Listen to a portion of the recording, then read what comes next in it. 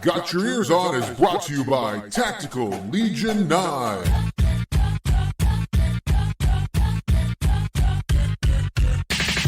Hey everybody, welcome to this week's episode of Got Your Eers On. Guido here along with Scoop. And coming to you live. No, I take that back. It's recorded from the Frog.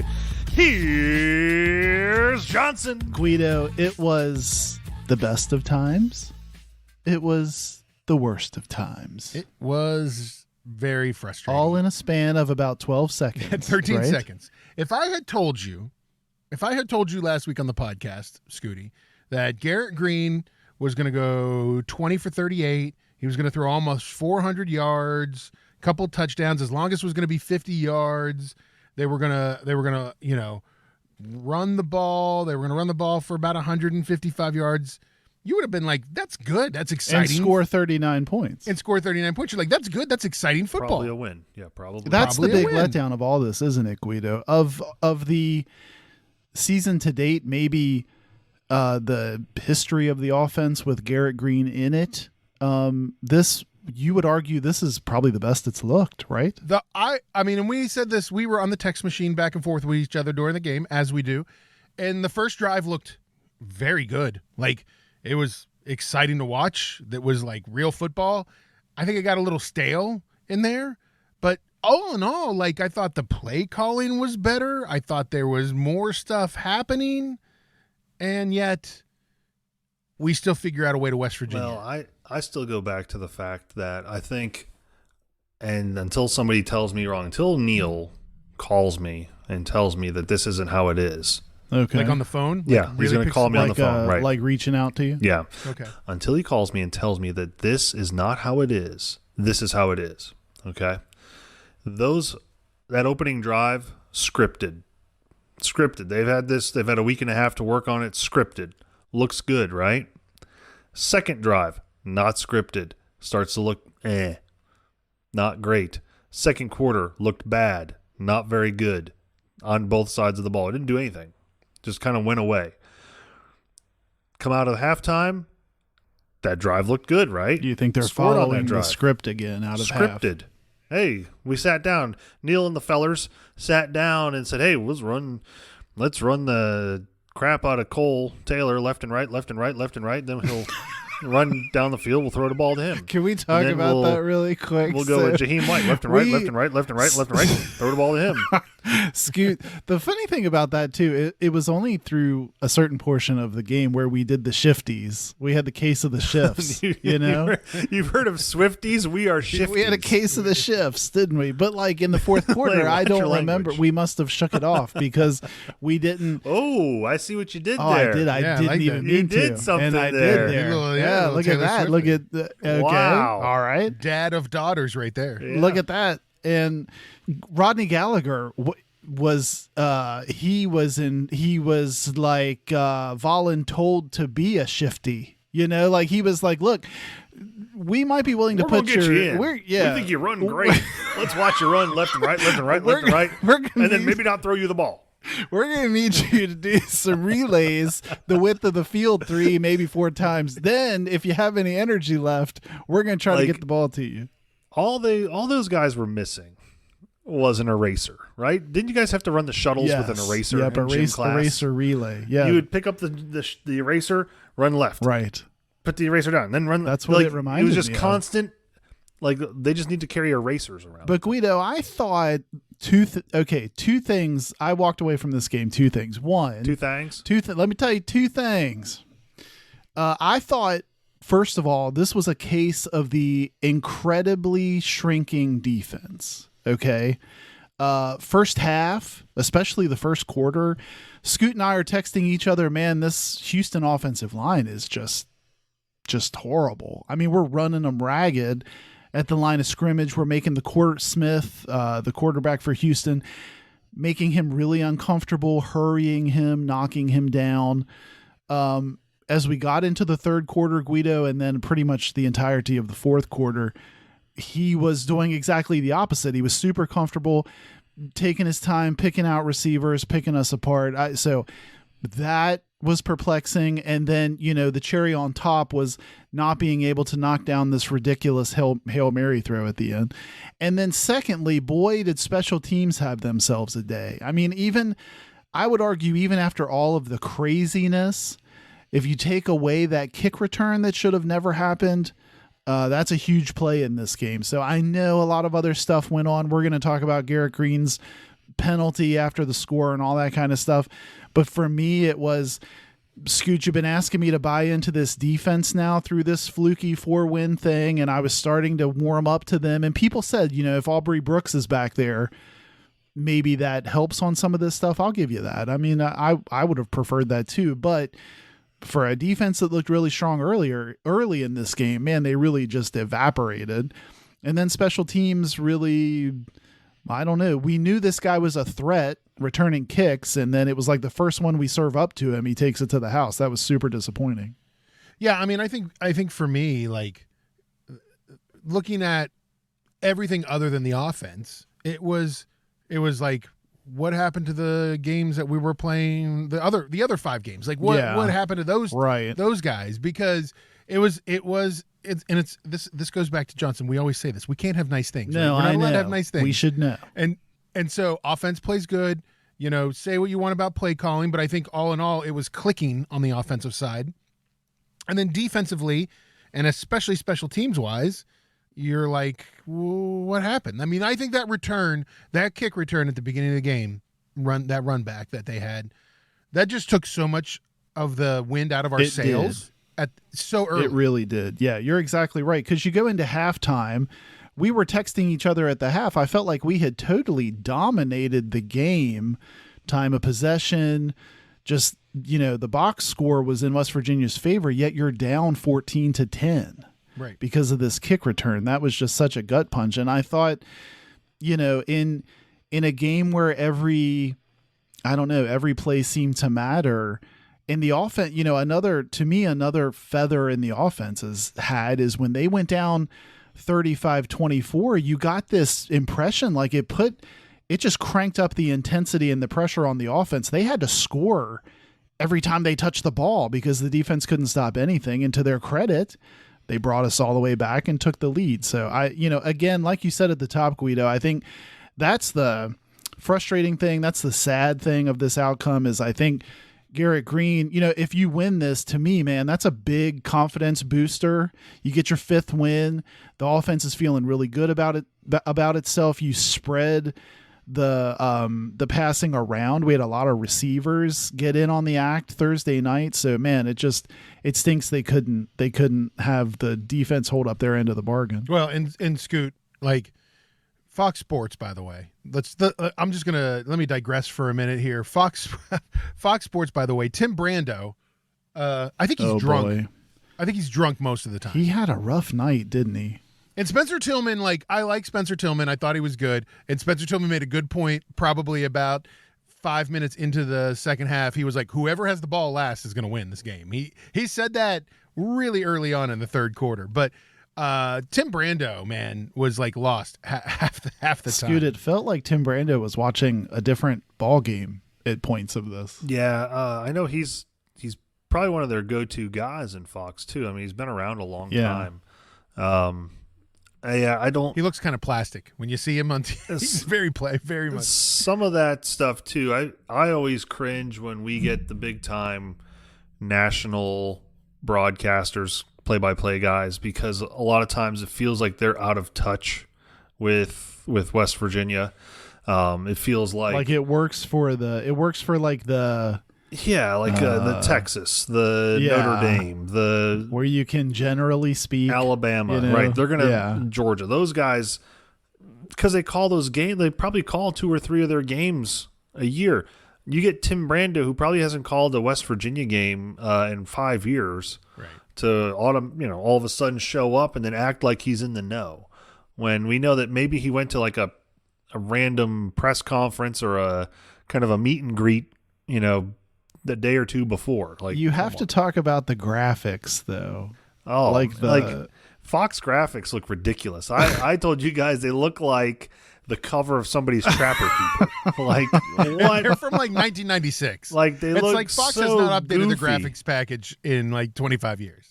Well, and the pertinent information, so this sounds old. All of a sudden, I feel myself speaking like an old guy, but sitting there watching the game, the pertinent info for like down and distance and stuff is in this tiny nonsensical font. But don't worry, Cougars is written in a huge script that covers like half of the area you'd rather have for that info. That's why I laughed when you said it looked like someone's Trapper Keeper. That's what it reminded me of. I don't know. I was looking through our text there just a moment ago, and you were talking about the defense. The first quarter, we had guys sacking their quarterback that I didn't even know existed as humans. Right.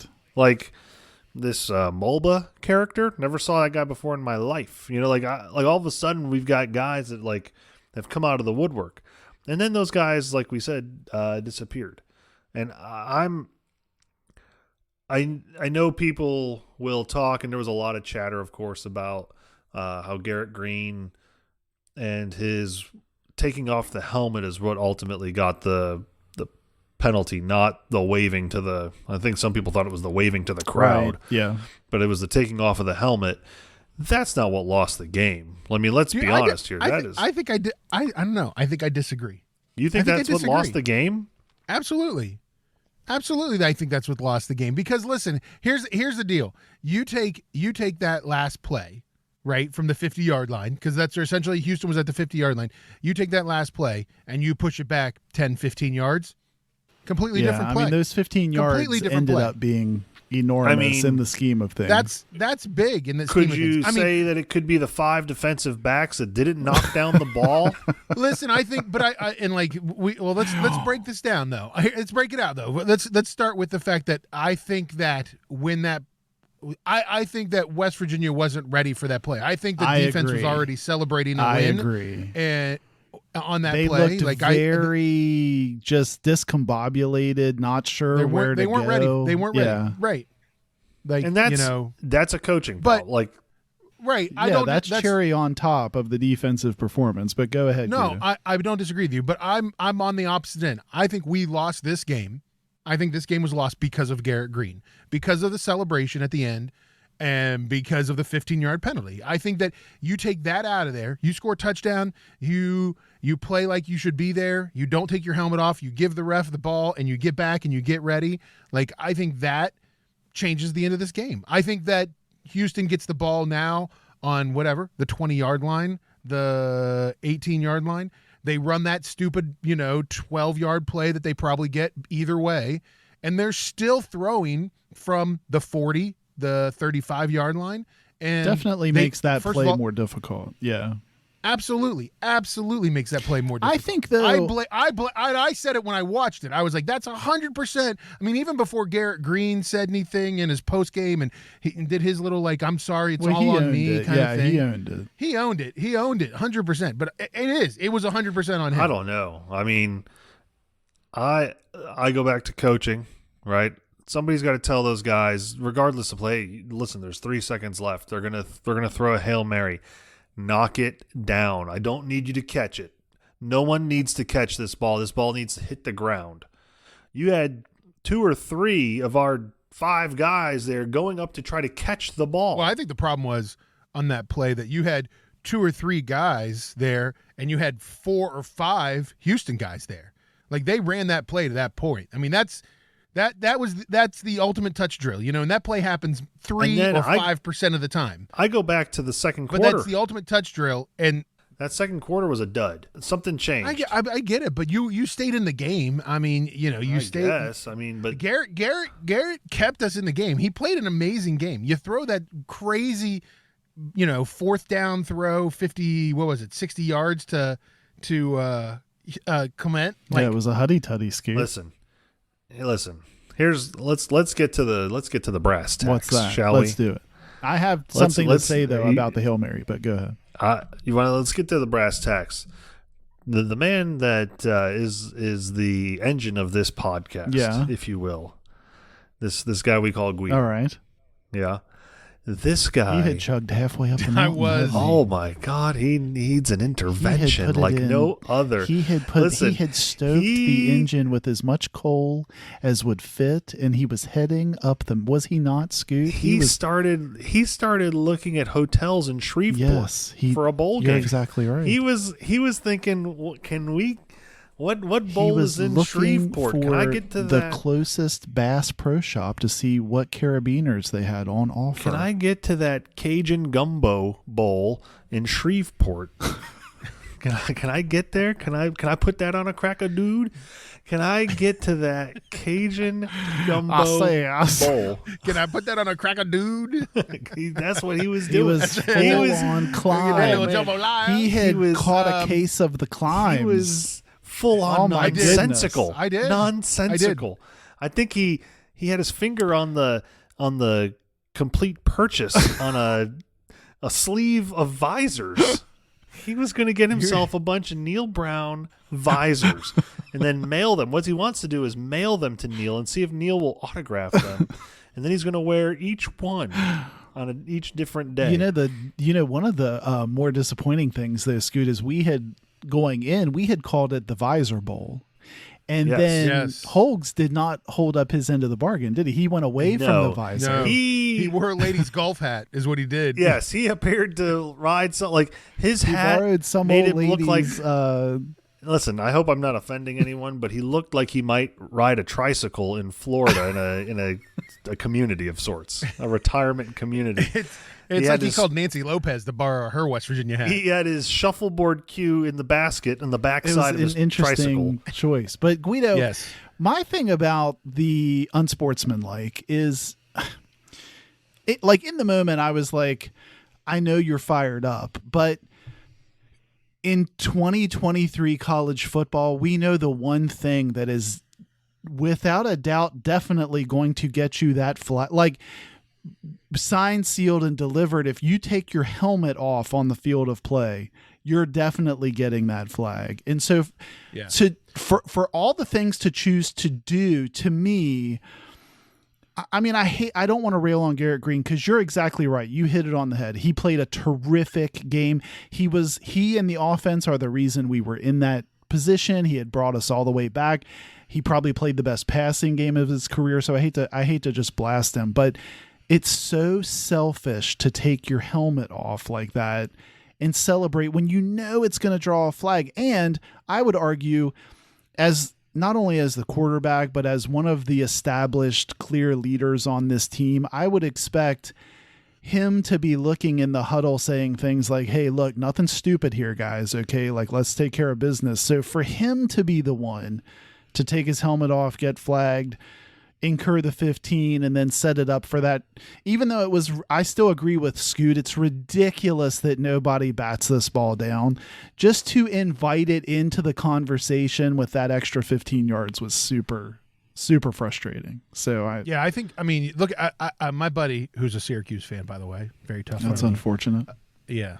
He texted me right after the game, and I said, and we were texting back and forth about it. And he said, he actually put it great. He said, Garrett Green won you that game and then lost It's you that sad. game. Yeah, it sucks. I mean, it was just like, really, I mean, I don't know. I thought it was bad all the way around. I do want to say one other thing though, you guys. So in the moment, I don't know how you guys dealt with it in the moment. I had two reactions. I busted out laughing when Hudson Clement scored, because they kept the camera on Holgs the whole time. And I couldn't help but think about how Holgs has been so accused of, we're not going to get kids out of West Virginia to do anything special here, blah, blah, blah. And then here goes Huddy Tuddy in for the winning supposedly touchdown.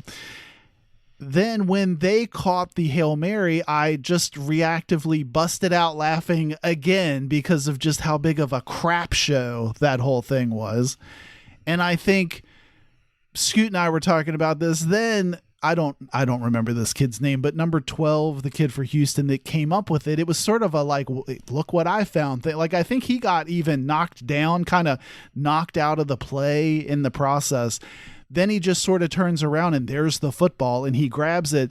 Scoot, he then proceeds to celebrate as if he just made like some OBJ unbelievable catch. It was the most ridiculous thing. He acted like it was his 16th catch that set a Houston record, and he had 400 receiving yards. Some in that dominant play.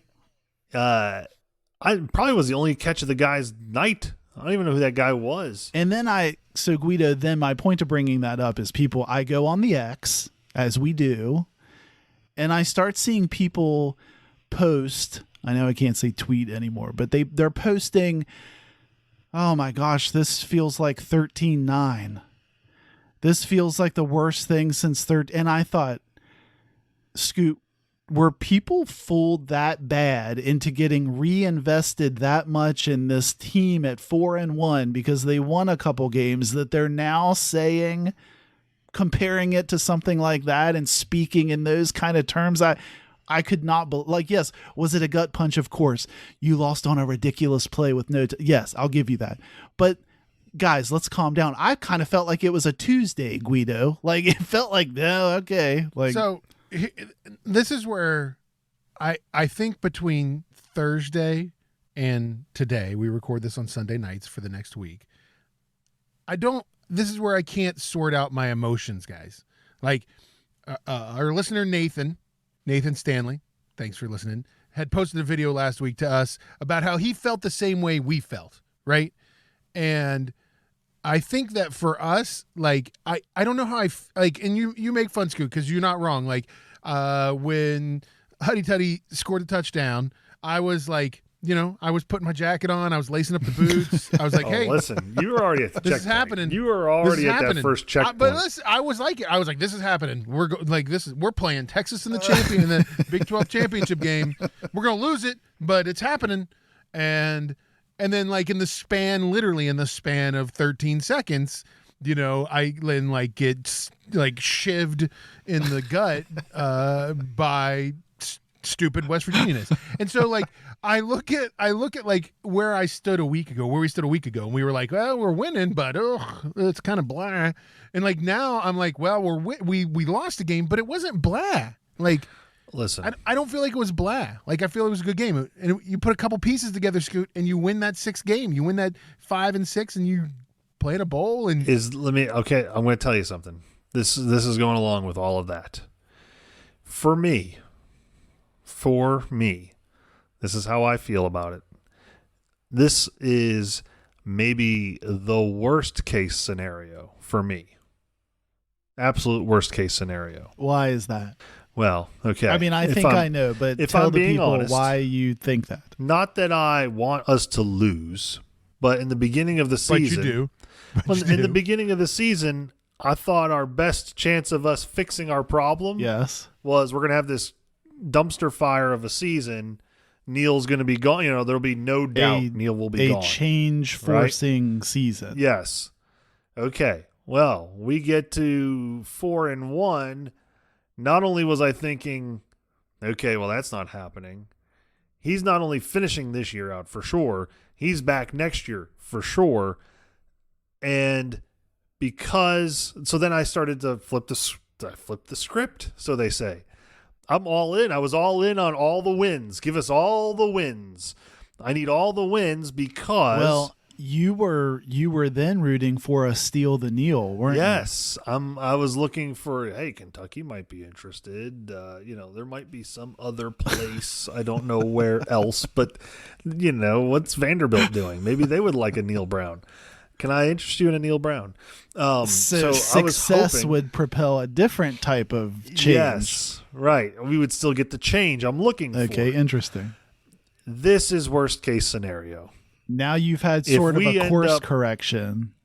If we end up 6-6 or 5-7 or 7-5, right. Guess what? Guess what I got? Ain't no changes. I got Neil for this year. I've got Neil for next year. And I also might have Neil for an extended amount of time. Because he might just parlay this year and next year into some sort of unwarranted, undeserving long-term extension because of the fear of not having Neil. Like, I don't know why we're afraid to not have Neil. It's okay to not have Neil. Can we But hold we're on? afraid. Hold on. Can What we? are you going to do? Who's going to coach that team if you don't have Neil? Like, that's what people get like. So instead of FOMO, instead of fear of missing out, we have Fawns, fear of Neil Stain. a fawn. We have a fawn. A fear of no Fear of Neil. Neil. A fear of no Neil. So I don't like. Hey, I say this. Like, you think the leadership will has find- a case of fawn, is what you think. yeah, we will find somebody that can lead this team. I don't think it's Neil. I don't think he's a fine person. Like, enough of that stuff. Well, give him a chance. He's had a chance. He's just not the guy. Here's my question, and this is, and you know, it's hard because Ren Baker, pretty new. We don't know. I mean, I feel like I know it's a year or whatever, but we don't feel like we have a feel for it yet, right? Gordon Gee having his own problems. University having their own problems. Do you think, Johnson, that the university is completely fine with a football program that wins 6 or 7 games a year in and year Well, out? history would tell me yes. I would think that I kind of align with Scoot on this. I think a 6-win season, I think even a 5-win season. I mean, look, let's go back and talk about what we did. Or we don't have to rehash it, but let's think about what we talked about at the beginning of the season. I said that I thought there was probably a path because weird things happen when we thought it was very, very bad to get to 5 wins. And we all agreed that 5 and 7 most likely keeps him on staff, and I still feel that way. I don't think there's a big reason to change. I think the buyout compels them to stay status quo. So yeah, I don't think it changes, Guido, if that's the case.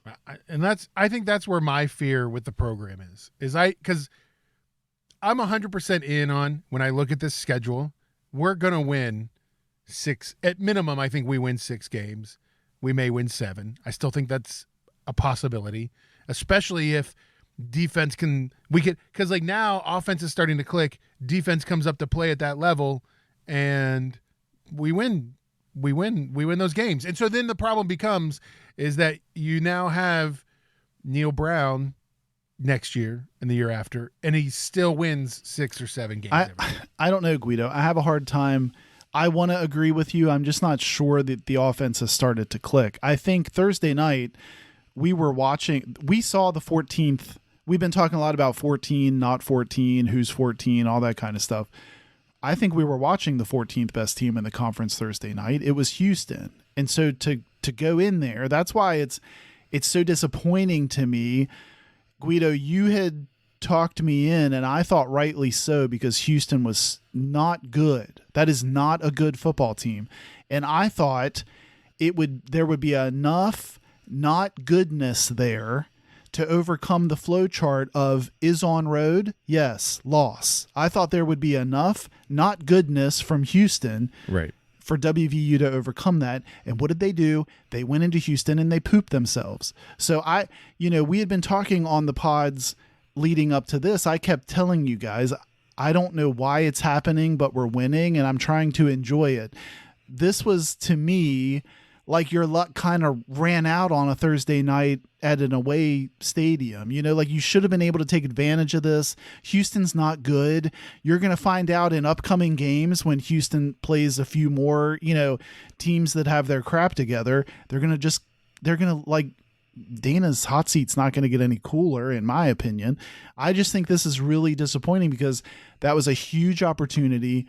WVU didn't go out and take care of it. And now you have a loss that's sort of, Guido, just like you said earlier, a 5th win, the offense clicking, a big confidence builder.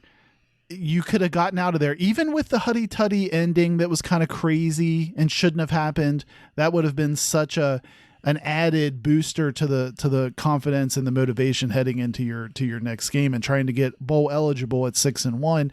Now I feel, listen to the conversation we're having. We went from 4-1. Look what could happen. We were talking about how many wins might they get to. Now you take this ridiculous loss, and now we're sitting here like, I think they can still get to 6. it's now you're back on the roller coaster. Well, like you're playing who? Oklahoma State next, yeah, right? and they're So, and they're sort of we getting are their act historically together. bad. Yeah, We're historically bad. we are, against them. Scoocher, right? And they're also sort of getting their act together. Like there's a couple teams last weekend that played. Oklahoma State was one of them where it was like, okay, they don't look too bad lately. I mean, they go beat a ranked Kansas squad Saturday. I don't know. There's teams out there that are now feeling like they're really getting it together that we still have to play in. So I don't know. Now I feel like I'm back to, was I seeing a mirage through a 4-game win streak or what? But yeah, I mean, maybe a little bit, but I still think there's 6 wins there because I still think you've got to play a BYU team that lost 40. Like, what did they lose that game? 44-11. Really bad. Yeah, you're TCU. right. They looked horrible. Cincinnati got Cincinnati housed. looked. Yeah, they got in Nippert. Like Yeah. they got in historic Nippert Stadium. They got steamrolled by Iowa State. So like, I still think there's some of those games. No, I agree. That. And like this is the thing about the Big 12 this year, and this is what's weird about it is, I mean, I know Texas is top tier, Oklahoma's doing the Oklahoma thing that they do. The rest of this league is pretty level. Like there's not a lot of like, I mean, I thought Kansas was going to be good, and they didn't. I mean, that was a high scoring shootout game too between Oklahoma State and Kansas, but like they didn't. There was nothing special there. K-State. They beat Texas Tech, but nothing real special there.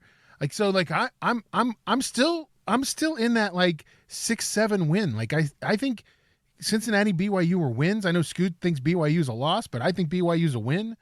Yeah, I don't know. Like, and that's the thing. Like, ultimately, I think that out of what's left, we're gonna pull out 2 more wins at minimum and get a third probably, and we're going to keep Neil Brown, and it's going to be much of the same next year. It'll be interesting to see.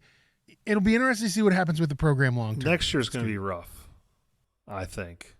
You lose a lot of that offensive line. That offensive line. You're going to lose that offensive line. I'm going to guess that Garrett is gone. I can't imagine him staying. I don't think he can.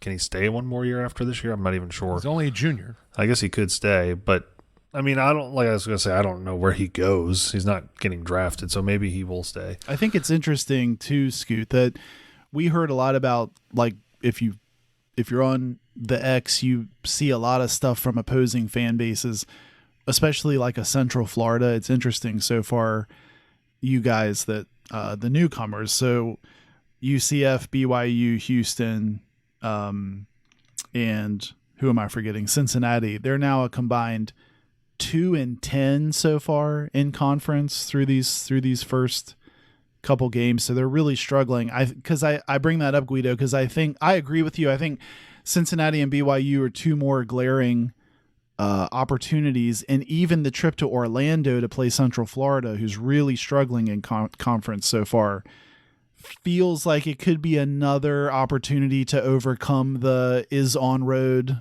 flow chart. I don't know, maybe sneak a 7th. Right. But Scoot, I think you need to warm up to a 2024 case of the Neils. Well, is it sad that I'm secretly rooting for the Arizona Diamondbacks? Okay. Do you know why? Because if Ken Kendricks gets all that money, maybe he'll Yes, buy Ken Kendrick makes more money somehow. Maybe his influence, because I think it's funny. Like, listen, he might be a great guy. Between his mood and maybe his new earnings, he would pull the trigger on something. He might be a great guy. I don't know him. I'm sure he is. And if he's listening to this podcast, I would love for him to invite the 3 of us to all-inclusive suite opportunity for us. For a World Series game. Yes, at whatever there used to be, Chase Bank One Ballpark, whatever. I would love for them to invite us. However, I find it funny that all of a sudden, you don't know the name of the ballpark, yeah, there's no way we're that didn't getting help tickets. us out. well, what is the name of the place? It used to be. I mean, it's too late. yeah, The moment's I mean, past, Scooty. You can't. You're just going to dig the hole deeper. But anyways, you hope that he. Yes, I hope that he invites us. But I also hope that he wins so that he uses his influence. I do find it funny that the WVU athletics, and I don't know if it was WVU football specifically, but I think it was athletics on the X was like rooting for him and, you know, congratulating the Diamondbacks, and, you know, like it just kind of seems funny, weird to me, like why is this college rooting for a major league because this one guy happened to be in a like that? No one's reaching out to me rooting for my elementary school to do well, like, right? Is anyone going to say, hey, congratulations, you know what, thanks for, you know, and it is looking forward to those test scores at the end of the school year. We're rooting for you. Like, no one's doing that for me. It is Chase Field, Scooch. I think you were right. Thank You you. were right. Let's see. So we're you. back in. All right. But yet, like, no one, you know, like I just find it funny that the athletic department is so in touch with how the Arizona Diamondbacks are doing, because the owner of the Diamondbacks happens to have a WVU degree and occasionally will sprinkle some Diamondback cash their way.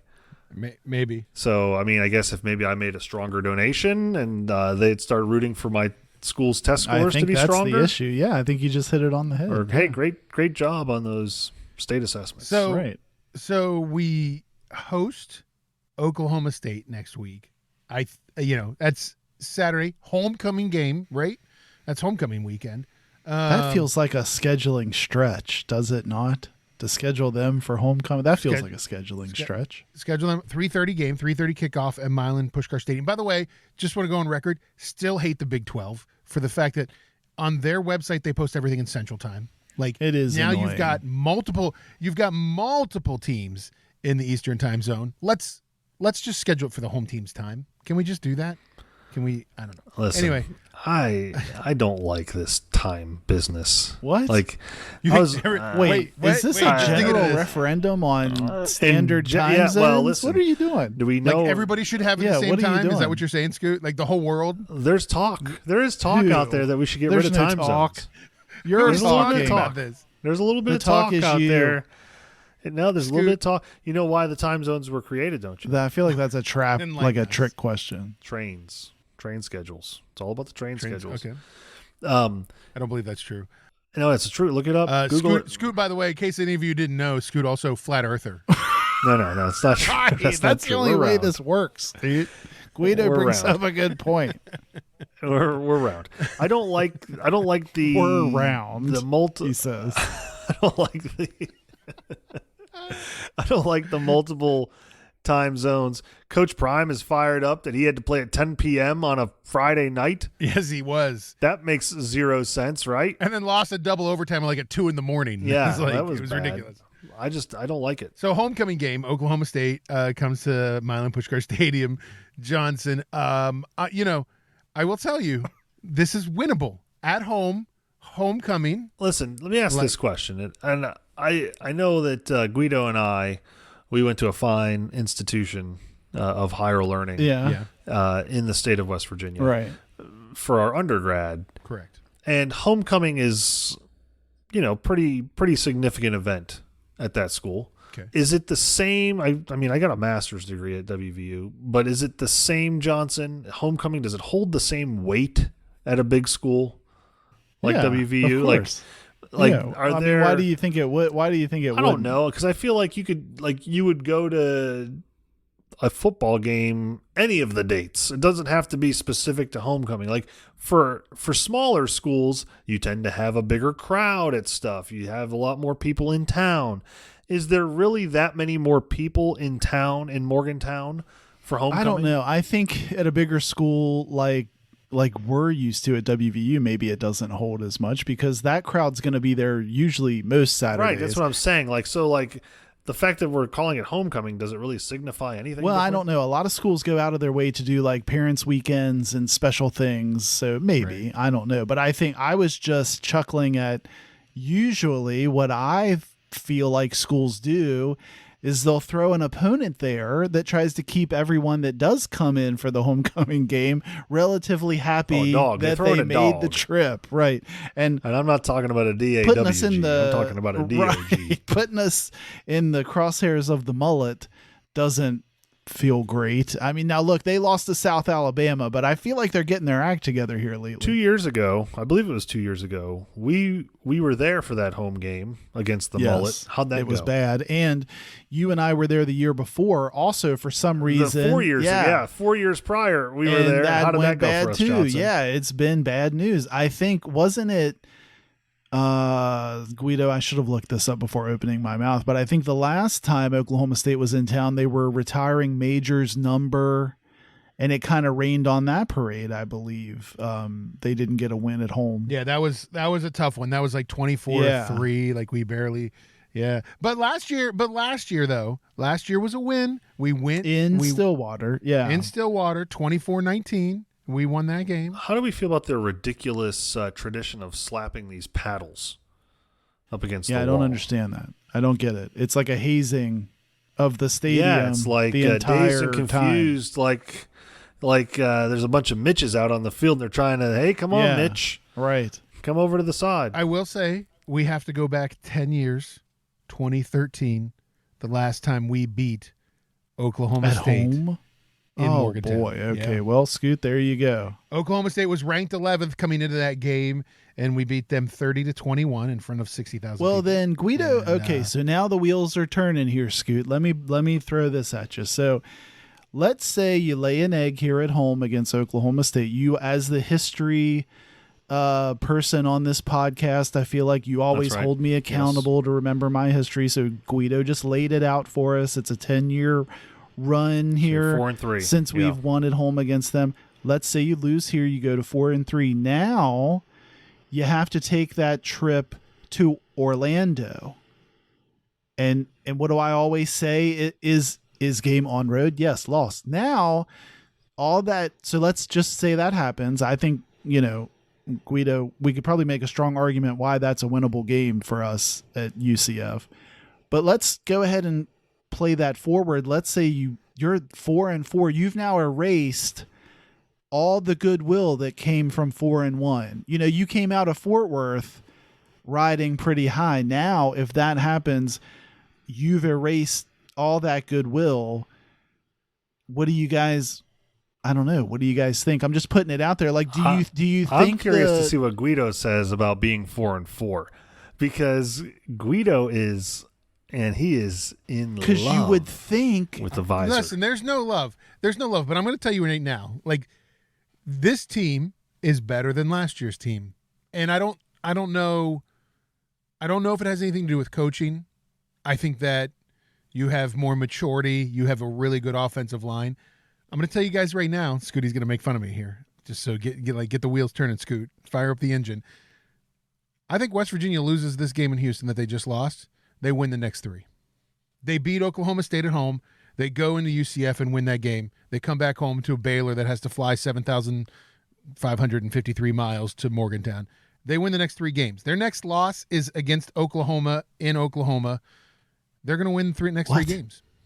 Dude, they could lose the next 4 games. What are you going to do with the next? What if they lose all these? I think they're going to win.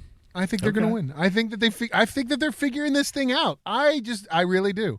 I really think they're well, Guido, I guess you just answered it, but my next question was, what do you do with this loss? Because I think this gut punch that you just had here in Houston, losing on this ridiculous ball should have been knocked down. That play has, Scoot, like a 5% chance of ever working, and you just let it happen. I think you can either shake that off, Guido, and say, like, look, it happened. And I think this is the coaching, like, we will see, right? I think the coaching staff either gets the guys together and says, look, that sucked. It happened. Let's move on. Let's go attack Oklahoma State and get on with it. Or you can sort of internalize it and let it eat at you, and you can now let it screw up, like some upcoming games. I think you just answered what you think. I think that's the question, though. Like, what do you do with this now? You just had this ridiculous loss that should have never happened. Do you let it undermine, Scoot, Oklahoma State and forward, or do you shake it off and say, look, I did another shake it off. Do you get Swifties again? And do you move forward positively or what? I don't know. Like, I don't know what to think. I don't I am going to reserve judgment. You can't reserve judgment. You have to. Yeah, you have to come up with something. You have to judge. Well, in my defense, though, I'm the only one that's coming up with something because Johnson's also kind of like hemming and hawing around it here.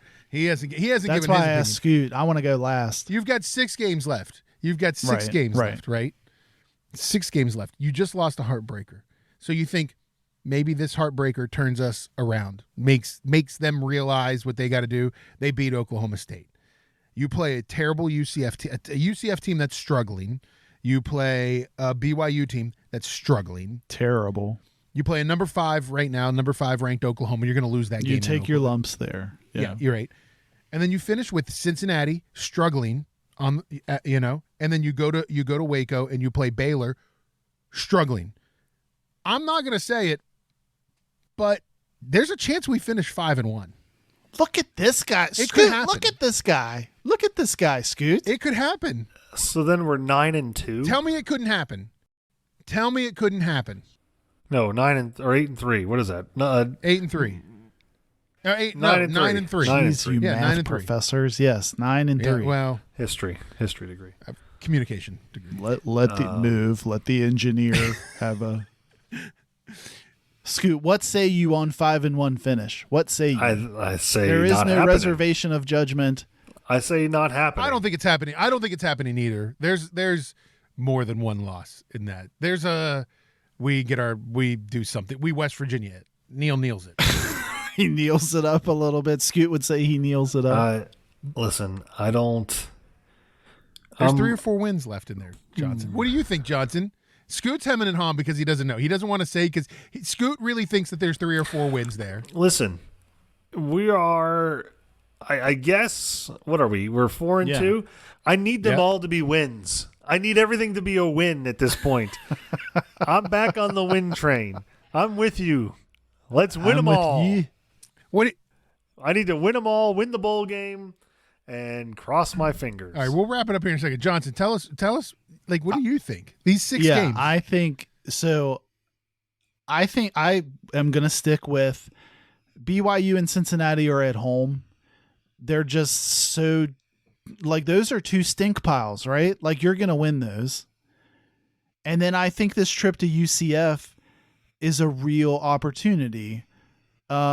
I completely seeing us do a very West Virginia thing and going 3-3. Like, you shouldn't lose at Baylor, but it's on the road. You shouldn't have lost to Houston, but it's on the road. But I think you land at 3-3 and you end at 7-5. That's what I think. Has UCF ever beat WVU? I don't know the record there. Here, I can tell you what it is. I got it in front of me. Tell you what it is. West Virginia 2-0 against UCF. When they beat him in the Citrus Bowl in 2004, 45-20, and they beat him at home in a regular season game. In 2003 they played him at a home game. 36-18. All right. I am all in. You say 5-1. That's what you say. I say 6-0. I think we're going to win them out. See, now I like in the not fun part is it, and now just Scooty's he's just. I need to win them. I need us to win. Here's the problem, Scoot. He wins out. He wins 6 games. He's not getting hired by anybody else. I don't know what. I don't think he is. He might. No. 10-2. No, there's no track record to it, Scoot. You're going to be ranked at 10-2. Yeah, you will be ranked, but I'm just saying he's not getting there. Nobody's coming to steal him. Kentucky. There's no.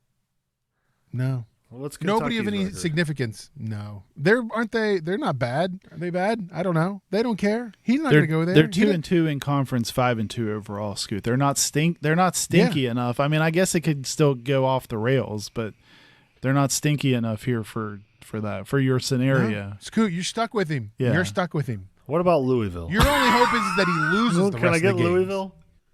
You might get Louisville. So speaking, They- actually, that's a good segue. Louisville. No, that's a good segue because Guido Pitt beat Louisville Saturday.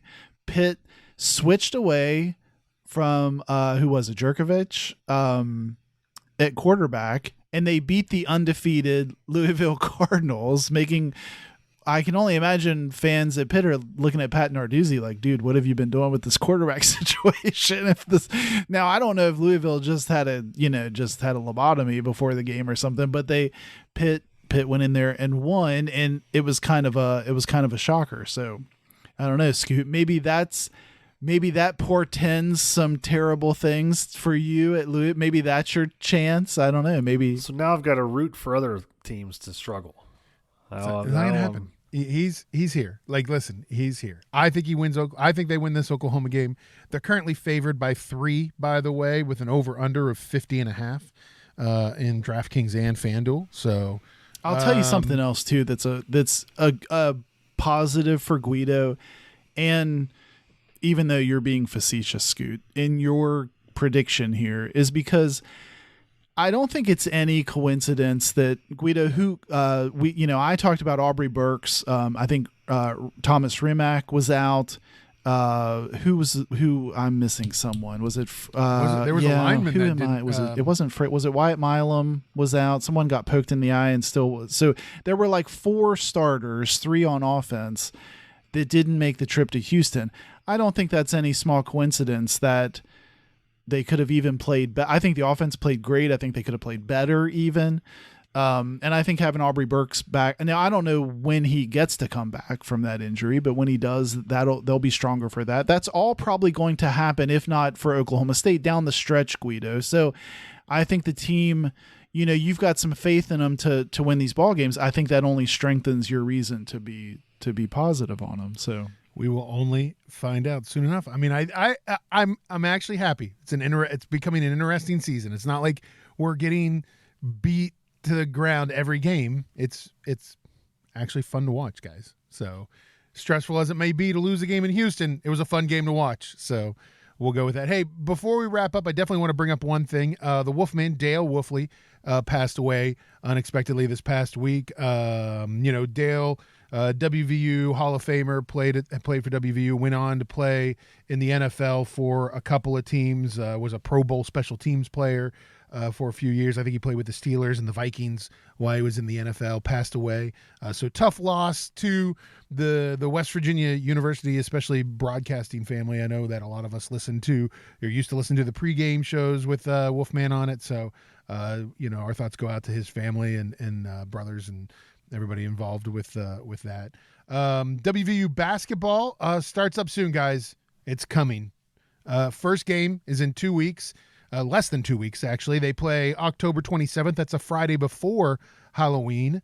They play George Mason, and that game you can actually watch on ESPN+. And Scoot, I'm glad Guido brought that up, because they were picked to finish 9th in the Big 12 preseason poll. I like them to make people eat those words. I'm excited about this basketball team. I think they're going to be way better than 9th in the I think they will be as well. I'm hopeful that Raekwon Battle is eligible. That could get things a little interesting if he is not.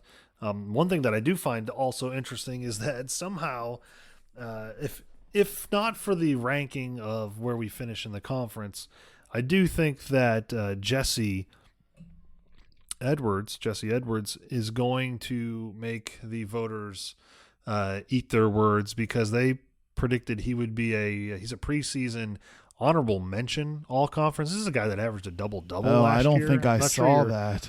Yeah, he's an honorable mention preseason. Like, are you sure you know what you're doing? I feel like this is bringing up your agita about Kevin Jones Player of the Year type 100%, stuff. 100%. Like, how he didn't get Player of the Year is Jaquan Crowder, or what was that guy's name? No, well, I think it was just Jay Crowder. Yeah, Jay Crowder. Marquette. Yeah, come on, it fires. Well, me up. So I think Jesse Edwards is going to have a monster season, and I've also been reading that there's a lot of people out there predicting Seth Wilson to kind of take a step to the next level and be a big-time contributor. So I know he's been one sporadically, but I think this is going to be maybe a little bit more of a solidified role, hopefully, for him. Johnson, I was I am I forgot one thing I wanted to bring up on the podcast this week, Okay. which is something that you and I had texted about Scooty. You made a comment in the text machine this week right after the loss. Yes. Is it about cheese? I do It's love about cheese. Garrett Green, and I figured out why Scooty loves Garrett Green so much, because Garrett Green is the Jordan McCabe of WVU. Yeah, I football. said that yanking the helmet off felt very Jordan McCabe of Garrett Green. Jordan was, in my opinion, famous for do a terrific thing and then immediately follow it with a head-scratching, awful thing, either in the next offensive possession or, in Jordan's case, sometimes while getting back on defense, he would decide to go ahead and do the ridiculously bad thing. Hugs would get mad, yank him out of the game. Scoot, this helmet, this doffing the helmet immediately felt like it felt very Jordan McCabe of Garrett. And that's And Scoot has always said all along, like Garrett Green's got some fire. I like that. I like Garrett Green's, like, same thing with Jordan McCabe. Guido was like things just fell into place all of a sudden. Makes sense. Like things became clearer. Yeah. I like what Garrett Green did. I'm okay with it. He took the helmet off. Maybe he had some sweat in his eye or something. That's why he took the helmet off. We're not That's real what it was, sure. yeah. Like, we don't really know. Scoot just like he did with Jordan. He's We don't making really the excuses. know why he took the helmet off, do we? The excuses. Do we really know? Man. It could have been I love it. hair or sweat. There was Could a have helmet been. malfunction. You're right. Could have been. Well, let's see if Garrett Green can keep his helmet on this weekend as they play Oklahoma State on Saturday at Milan Pushkar Stadium. That game is a 3:30 kickoff on ESPN, so make sure you check it out. Also, check out our stuff. We're on Instagram. We're on Twitter. We're on the Facebook at Got Your Ears. Check all of that out. You can also check out our website, gotyourearson.com. Johnson, it's a hub of a bunch of stuff.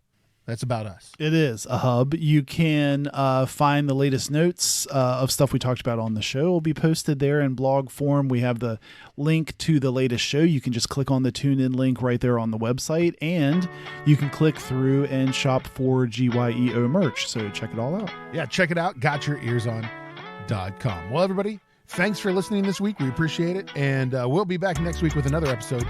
You've been listening to Got Your Ears On.